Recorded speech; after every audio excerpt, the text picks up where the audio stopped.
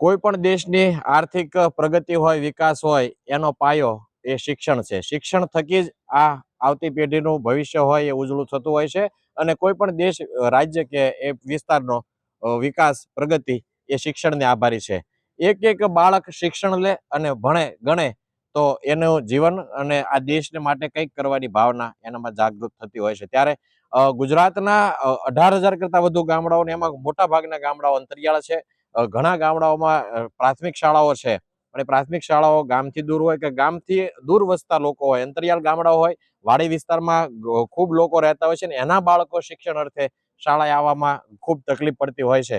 આવા માટે આવવા જવાના લીધે કોઈ મુસાફરીની, કોઈ વાહનની વ્યવસ્થા ન હોય તો એ આગળ જતા શિક્ષણ છોડી દેતા હોય છે, એટલે ડ્રોપ આઉટ કરતા હોય છે. એના માટે આપણે સદભાવના વૃદ્ધાશ્રમનો એક એવો સંકલ્પ છે કે દરેક બાળક આગળ ભણે ગણે અને આગળ વધી અને આ દેશનું નામ રોશન કરે, આ ગુજરાતનું નામ રોશન કરે, એવા ભાવ સાથે દરેક વિદ્યાર્થી ભણે.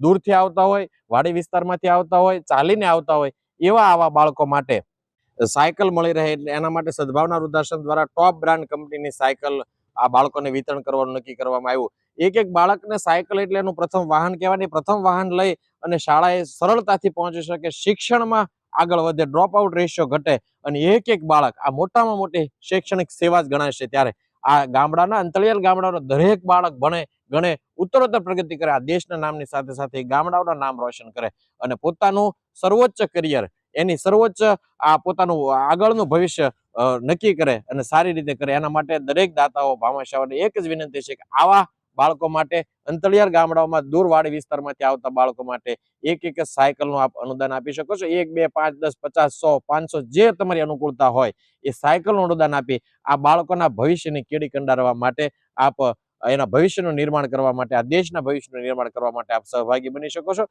વધુ વિગત માટે અમારે નીચે આપેલા નંબર ઉપર અમારો સંપર્ક કરશો. ખૂબ ખૂબ આભાર.